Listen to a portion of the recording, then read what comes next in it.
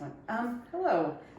So due to some of the questions that I've seen recently, I thought I would do a little tutorial on how I currently do back to front earlobes.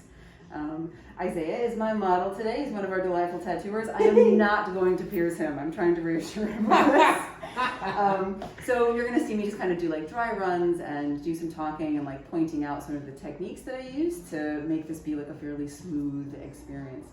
All right, so you can see, go ahead, turn your head that way. You can see I've made just like a little dot on here. He's already got some multiples, kind of lining some things up here, right?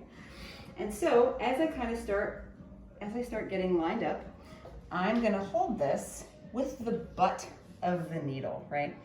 And I actually line up on the outside using the butt of the needle, kind of aiming for about the center of that dot, kind of line up here, choking up with my finger here. I then lift, well, actually leaving the earlobe flat, I kind of go underneath it, kind of see how things go, and I make a little firm pressure mark. You can kind of see the skin white up a little bit there, right?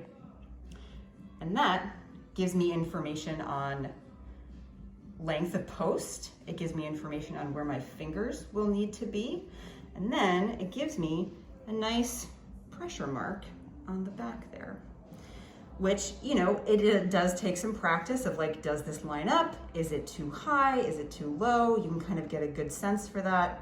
And kind of make sure that that pressure mark makes sense. They're not always perfect. None of this is perfect as backs get curvy and do some interesting stuff back there. But, you know, if you feel good about that pressure mark, then you can kind of turn things around. I actually have my bevel face into the ear, and I tend to set my needle on the top, well, to me, the top of that dot, because then the needle will take up that three-dimensional spot of the pressure mark I have made. So I kind of actually do set my needle here. I'm not gonna pierce you.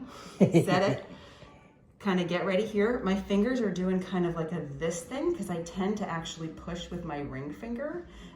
Not everyone's fingers do dumb things, so hold it how is comfortable for you. So I have set my needle here.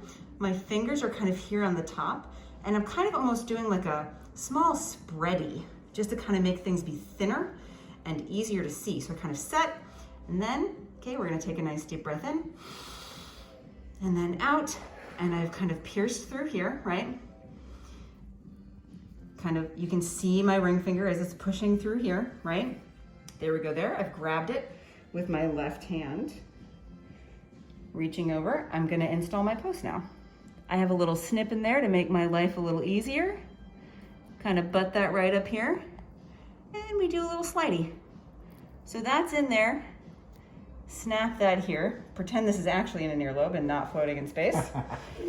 I usually am gonna kind of pinky this needle here. This is here. I snap a top on and kind of clean things up. This also gives me an opportunity to kind of inspect this angle. If something has gone wonky here, you know, a little wonky or tilty down, you can still kind of back things out and just do like a little correcty. And most of the time the client's not gonna notice all that much or really feel all that different, right? So hopefully nice and smooth there. And then I'm actually just gonna roll around, just kind of show you how I hold it with my left hand, because I know a lot of us are right hand dominant.